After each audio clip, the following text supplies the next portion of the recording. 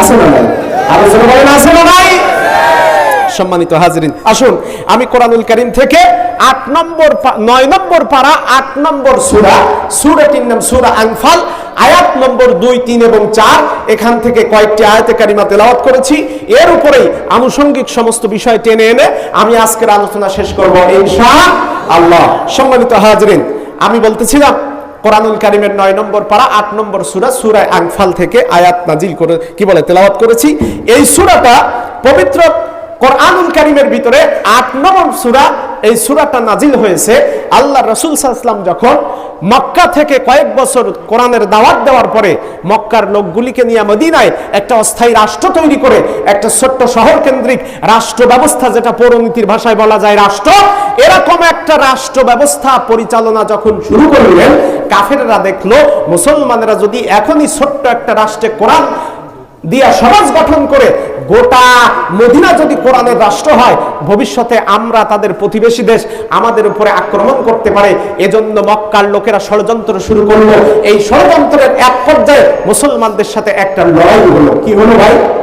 আলোচনা বলেন কি হলো? এই তীব্র লড়াইটার নাম ছিল ইসলামের ইতিহাসের, ইসলাম টিকিয়ে রাখার জন্য প্রথম যে যুদ্ধটা হয় আনুষ্ঠানিক, ওই যুদ্ধের নাম ছিল বদর। এই বদর যুদ্ধের পরেই আল্লাহ পাক সূরাতুল আনফালটা গোটা মুসলিম মিল্লাতের জন্য নাজিল করেন। সুবহানাল্লাহ। এই সূরা আনফাল নাজিল করার পিছনে একটা সূক্ষ্ম কারণ আছে। প্রথম আয়াতটা আমি বলেই আমার মূল আলোচনায় যাচ্ছি। আল্লাহ পাক বলছেন, ইয়াসআলুনাকা আনিল আনফালি কুলিল আনফালু লিল্লাহি ওয়ার রাসূল। আল্লাহু আকবার। ইয়াসআলুনাকা আনিল আনফাল, আল্লাহ পাক বলছেন নবী আপনার কাছে আপনার সাহাবায়ে কেরাম জিজ্ঞেস করে আনফাল কি বা আনফালের কি উপায় আছে, এর হুকুম কি। আনফাল শব্দটা নফল শব্দ থেকে আনফাল, অর্থাৎ ইসলামের জিহাদে এটাকে গনিমতের মাল বলা হয়। ওই সময় প্রাচীন আরব রীতিতে একটা নিয়ম ছিল, জেহাদ হওয়ার পরে যুদ্ধে পরাজিত সেনাবাহিনী তারা মাঠ ছেড়ে পলানোর পরে তাদের টাকা পয়সা, অস্ত্রপাতি, ঘোড়া যা থাকবে এটা কি বলে বিজিত সেনাবাহিনী দখল করার পরে এই সম্পদটা ওই সেনাবাহিনীর ভিতরে সমভাবে বন্টন করা হতো। এই বন্টন করা সম্পদের নাম হচ্ছে আনফাল তথা গনিমতের মাল। এখন বদরের যুদ্ধে সাহাবায়ে কেরাম যখন কাফেররা মাঠ ছেড়ে পলায়ন করলো, বদরের যুদ্ধে সেনাবাহিনী ইসলামের পক্ষে কতজন ছিল বলেন তো ভাই? 313 জন। শ্রোতা ভালো শিক্ষিত আছে আমাদের চাইতে, আলহামদুলিল্লাহ। 313 জন। আর কাফেররা ছিল কত? 1000। 313 জনের হুঙ্কারে 313 জনের কাছে অস্ত্র ছিল মাত্র কয়েকজনের কাছে, ঘোড়া ছিল মাত্র 2 জনের কাছে, আর ওদের 1000 উষ্টারোহী এবং অশ্বারোহী পদাতিক বাহিনী সহ 1000 আধুনিক অস্ত্রে সজ্জিত বাহিনী মুসলমানদের 313 জনের কাছে পাত্তা পায় নাই। মুহূর্তের ভিতরে ময়দান ছেড়ে পালিয়ে যেতে পেরেছে। আমার ভাইরা, আজকে তাম পৃথিবীতে মুসলমানদের সংখ্যা ওই 313 জনের মতো নয়। মুসলমানদের সংখ্যা 4-500, 4-5 হাজার, 4-5 লাখের সীমাবদ্ধ নয়।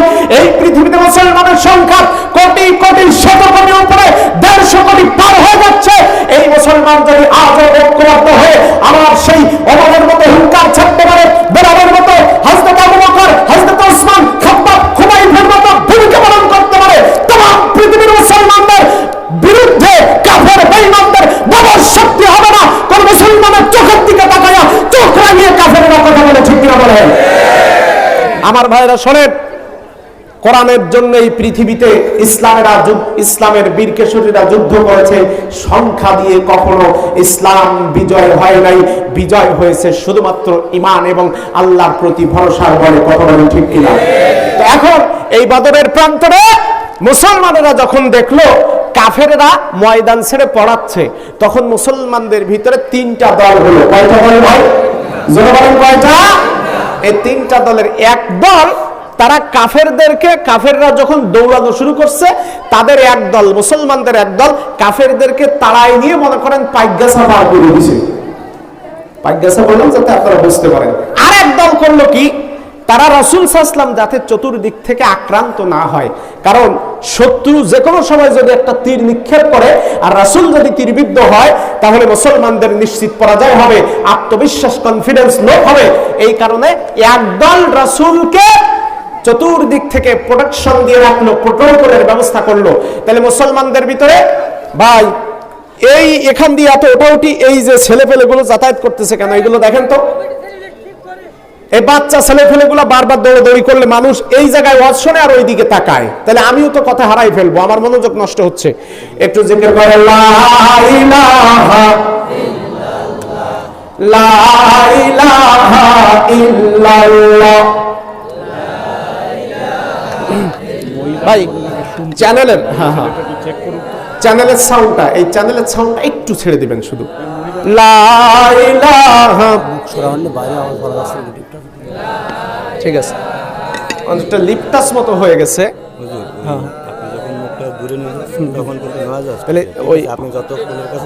আচ্ছা আচ্ছা, একটু তাহলে এই চ্যানেলটা একটু ছেড়ে দেন, একটু ছেড়ে দেন, একটু ছেড়ে দেন। মানে একেবারে যদি আমি মুখের ভিতরে নেই তাহলে আমার গলা শুকাবে, একটু পর আমি কথা বলতে পারবো না, গলা ভেঙে যাবে কবির ভাইয়ের মতো। একটু চ্যানেল সাউন্ডটা একটু ছেড়ে দেন, তাহলে এখনো 1.5 ঘন্টা কথা বলতে হবে। আপনারা একটু একটু একটু ছেড়ে দেন। সম্মানিত ভাইরা, তো এখন আপনারা মনোযোগ দিয়ে যদি শুনে থাকেন তাহলে বলতে পারবেন বদরের জিহাদে ইমানদার মুসলমানদের দল হলো কয়টা? একদল কাফেরদেরকে, আপনারা নিজেদের বিবেক দিয়ে বলবেন, একদল কাফের সেনাবাহিনীকে তাড়া দিয়ে এক দৌড়ে এখান থেকে পাইগাপসা পর্যন্ত নিয়ে গেল। আচ্ছা, তারা কি খারাপ কাজ করলো না ভালো কাজ করলো? জোরে বলেন।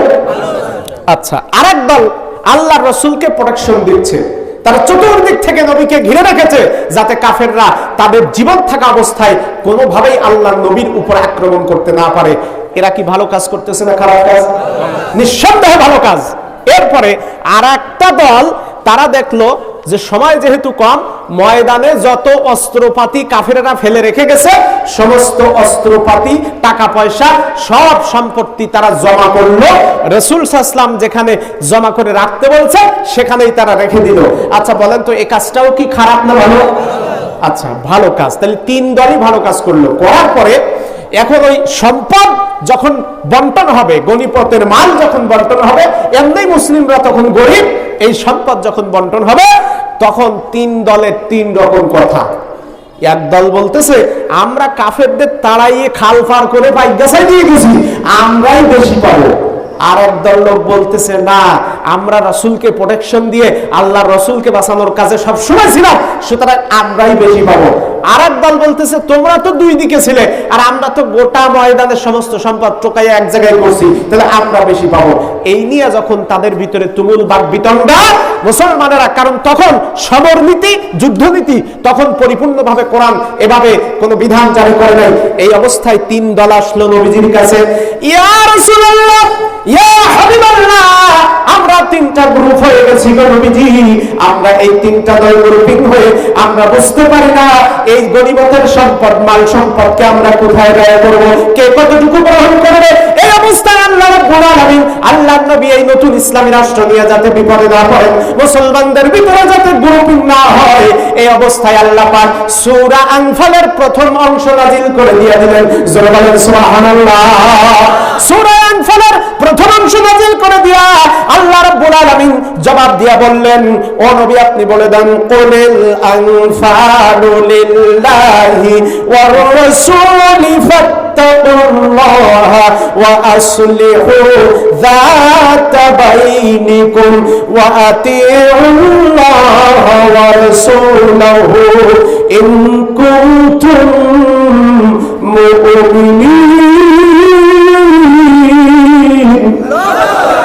আল্লাহ পাক ডাক দিয়ে কয়, ও দুনিয়ার মুসলমানেরা, বদরের সেনাবাহিনী শোনো, তোমরা যে গনিমতের মাল ভাগ করার জন্য আমার নবীকে প্রশ্ন করেছো, এই প্রশ্নের উত্তর হলো গনিমতের যত মাল সম্পদ পেয়েছো, এই মাল সম্পদের মালিক তোমরা কেউ না, এই সম্পদের মালিক স্বয়ং আল্লাহ আর তার রাসূল। আর বলেন সুবহানাল্লাহ। আল্লাহ এবং তার রাসূল যেখানে সম্পদের মালিক, ওই সম্পদ নিয়ে কেউ কারাকারি করতে পারবে না। বরং তোমরা তোমাদের ভিতরে ইসলাহ করে নাও, তোমরা তোমাদের ভিতরে সংযত হয়ে ব্যবহার আচার করো, আর আল্লাহ এবং তার রাসূলের আনুগত্য করো। অর্থাৎ আল্লাহ এবং নবী তোমাদেরকে যেইভাবে বন্টন নীতি শিখাবেন, এই বন্টন নীতি মানতে হবে। তোমরা জিহাদ করেছো বলে, নবীজির সাহাবী হয়েছে বলে তোমরা যা বলবে তাই হবে না। সমস্ত সিদ্ধান্ত মুমিনের জন্য কে দেবে? আরো জোরে বলেন, কে দেবেন? তাহলে এই আয়াতের দ্বারা বুঝা গেল, ও মুসলমানের সন্তান, যারা দল করেন, পার্টি করেন, বিচার করেন, রাজনীতি করেন, সমাজনীতি করেন, ব্যবসা করেন, বাণিজ্য করেন, সম্পর্ক করেন, বিয়ে করেন, এরপরে কবিতা লেখেন, পুস্তিকা লেখেন, বই লেখেন, সাহিত্য রচনা করেন, সাংবাদিকতা করেন, আর বিভিন্ন জায়গায় মানুষের প্রতিনিধিত্ব করেন, যেই কাজ যেখানেই থেকে আপনি করেন, ইমাম সাহেব ইমামতি করবে, চাকরিজীবী চাকরি করবে, স্কুলের মাস্টারি করবে, প্রধানমন্ত্রী রাষ্ট্র চালাবে, প্রেসিডেন্ট তার সেনাবাহিনী চালাবে, এমপি সাহেব তার এলাকা দেখবে, চেয়ারম্যান সাহেব চেয়ারম্যানের বসে ইউনিয়ন পরিষদ দেখবে।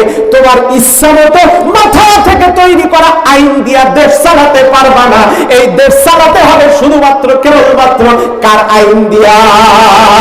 আলাহুল খালক ওয়াল আমর ইনিল হুকমু ইল্লা লিল্লাহ। আল্লাহর জমিনে আইন চলবে, আল্লাহর মসজিদ আল্লাহরতে, আল্লাহর আইন চলে। এই জন্য মসজিদ শান্তির জায়গা, প্রশান্তির জায়গা। ক্যান্টনমেন্টেও আল্লাহর আইন চালাও, সেক্রেটারিয়েটেও আল্লাহর আইন চালাও, সচিবালয়ে আল্লাহর আইন চালাও, সংসারে আল্লাহর আইন চালাও, গোটা দেশব্যাপী আল্লাহর আইন চালাও। আল্লাহর আইন আছে যেখানে, ওই জায়গায় শান্তি আল্লাহ পয়দা করে দেন। জোরে বলুন সুবহানাল্লাহ। তাহলে বোঝা গেল এর দ্বারা মুসলমান, আপনি আপনার ব্যক্তিগত স্বার্থে আপনি ইচ্ছা মতো কথা বলতে পারবেন না। কোরআন যেটাকে হারাম বলেছে ওর বাইরে আপনি সে কাজ করতে পারবেন না। আর কোরআন যেটা বলেছে এটা প্রয়োজন তোমার করতে হবে। প্রথম আয়াতের ব্যাখ্যায় তাফসিরে কুরতুবী, তাফসিরে বাইজাবি এভাবে রেফারেন্স দিয়েছে, মুমিনের জীবনে যেই সেক্টরে যেই কাজ কোরআন নির্দেশ করেছে, যা মুমিন পালন করতে বাধ্যতা, তাতেই তার এমপি রাগ করুক, তাতেই তার চেয়ারম্যান রাগ করুক, তাতেই তার পুলিশ তার দিকে পিস্তল ধরুক, তাতেই তাকে ক্রসফায়ার দিক, যাই করুক না কেন, কোরআন বলেছে যেটা করতে, আপনি ইচ্ছাই হোক অনিচ্ছাই হোক সেটা করতে হবে।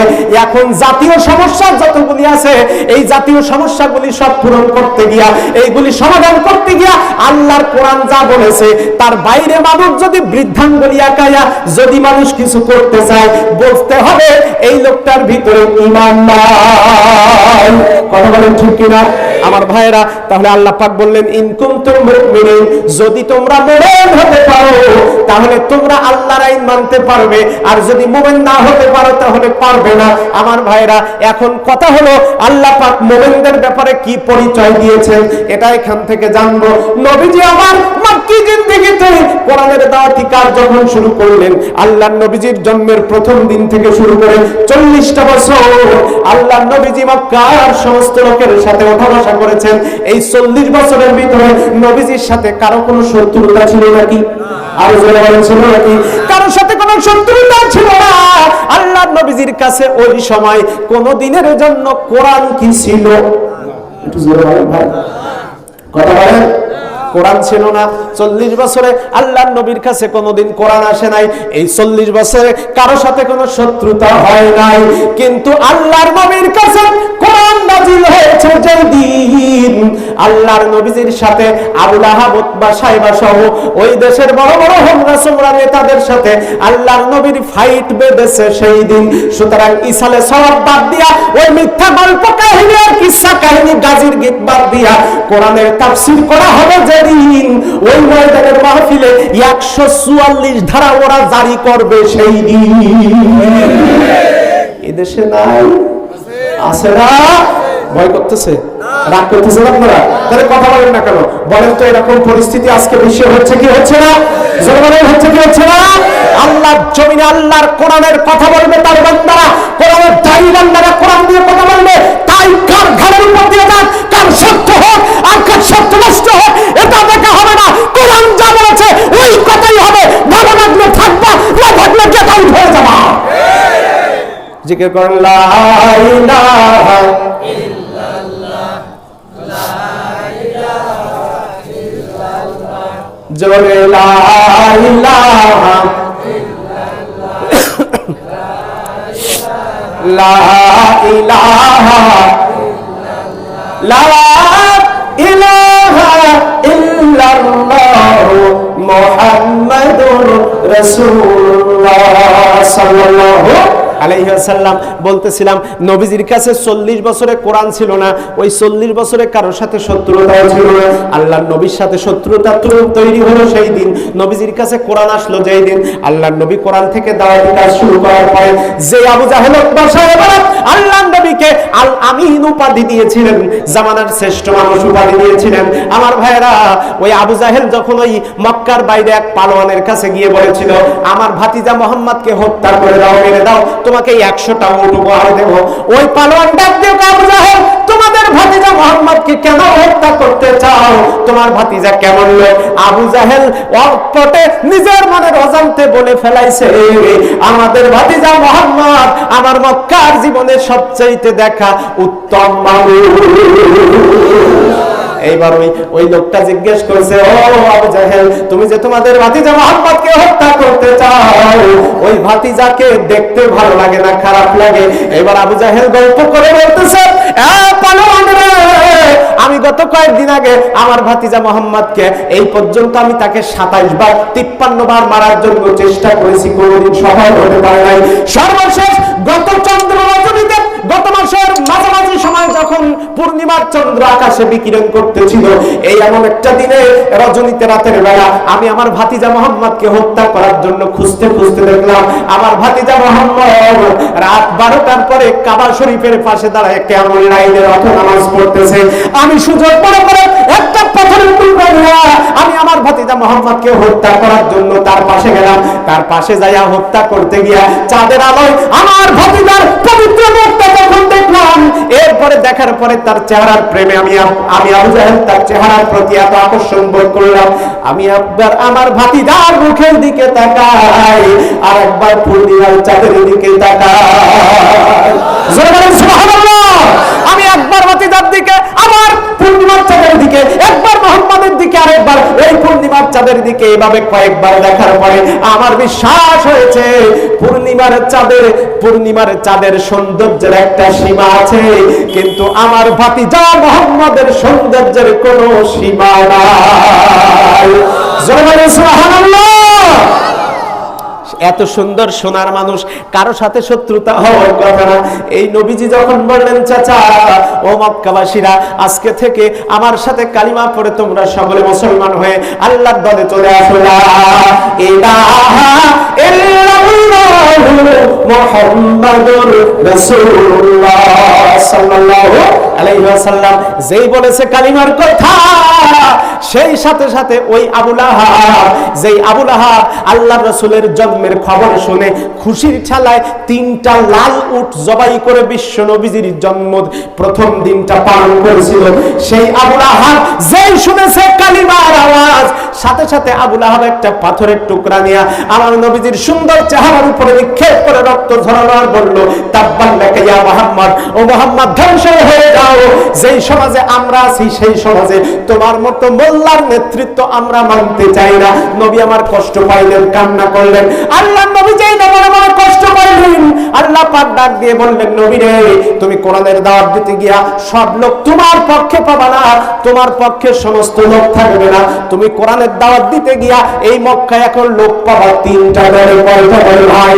আর বলে কয়টা দলে? একটা দল হলো কাফের। কাফেরের পরিচয় আল্লাহ পাক কোরআনুল কারীমের প্রথম নম্বর পারা, দ্বিতীয় নম্বর সূরাটির নাম সূরাতুল বাকারা, আয়াত নম্বর হলো 6। আল্লাহ পাক বলেন, ইন্নাল্লাযীনা কাফারু সাওয়াউন আলাইহিম আনযারতাহুম আম লাম তুনদিরহুম লা ইউমিনুন।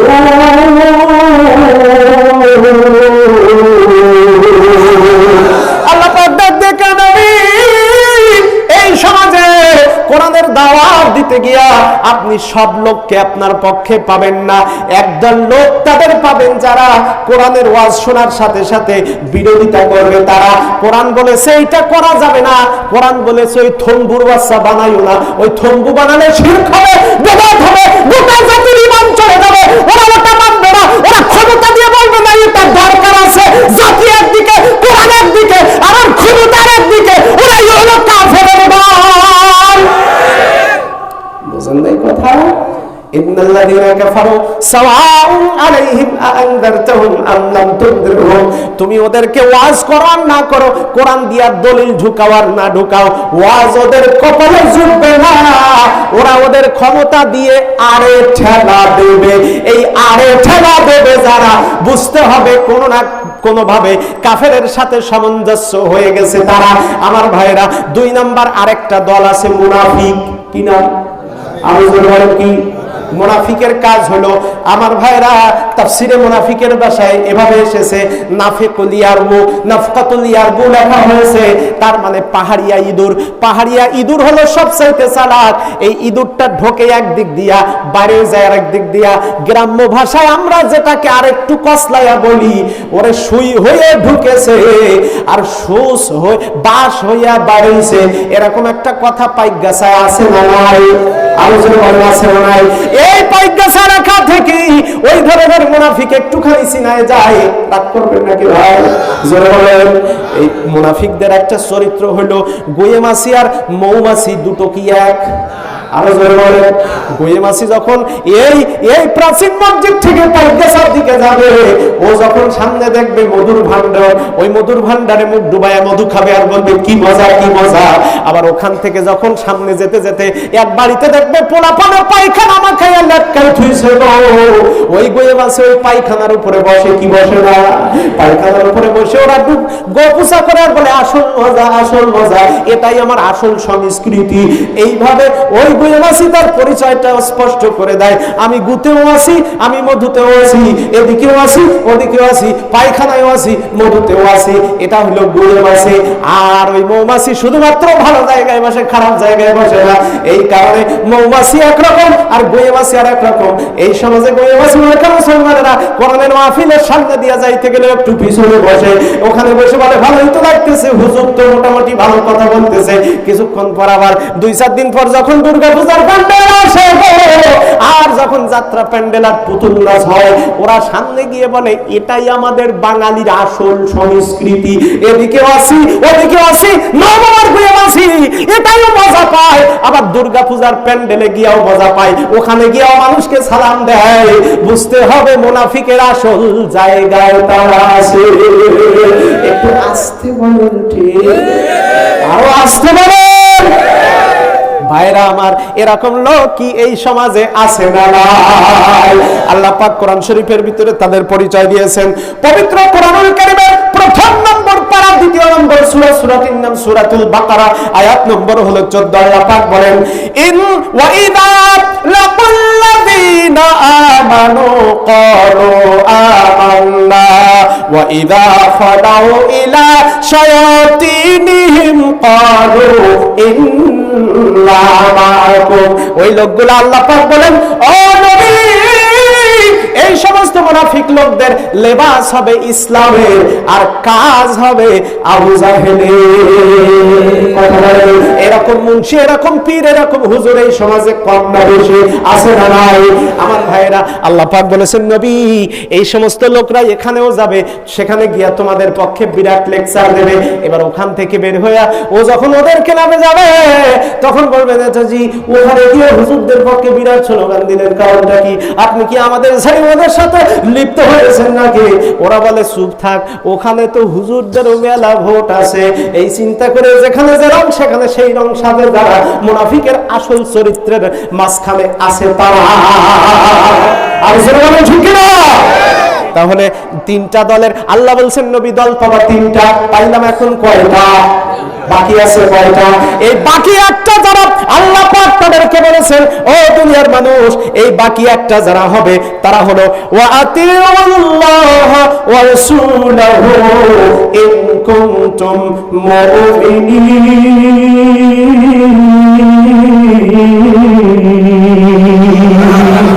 আল্লাহ ডাক দেখে নবী, এই 2টা দলের সাথে সম্পর্ক না রেখে যারা তুমি এবং তোমার আল্লাহকে অনুসরণ অনুকরণ করবে, ইতাআত করবে, তাদেরকে মানবে, এই কাজ যারা করবে তারাই হলো ঈমানদারের দল, তারাই হলো হিজবুল্লাহ, তারাই হলো মুমিনের দল।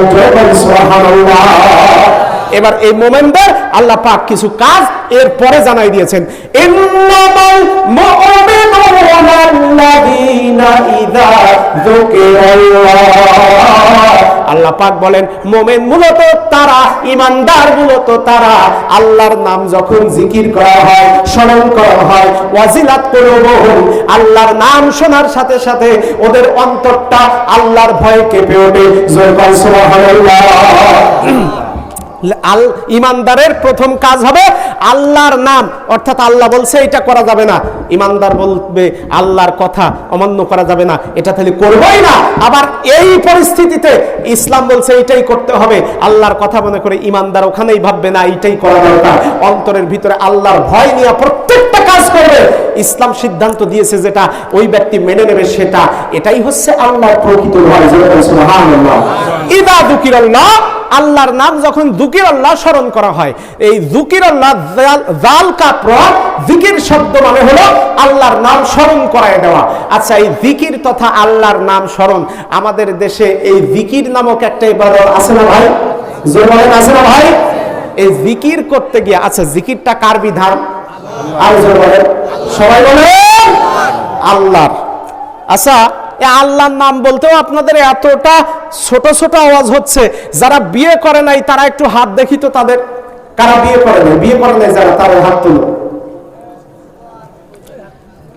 ওরে খোদা, এত কম এই এলাকায় পোলাপান, এত এই জন্য মাইয়ের জন্য জামাই খুঁজে পাওয়া যায় না, রাস্তা দিয়ে দৌড়ে বেড়ায়। এই যারা বিয়ে করে নাই বাচ্চা পোলাপান।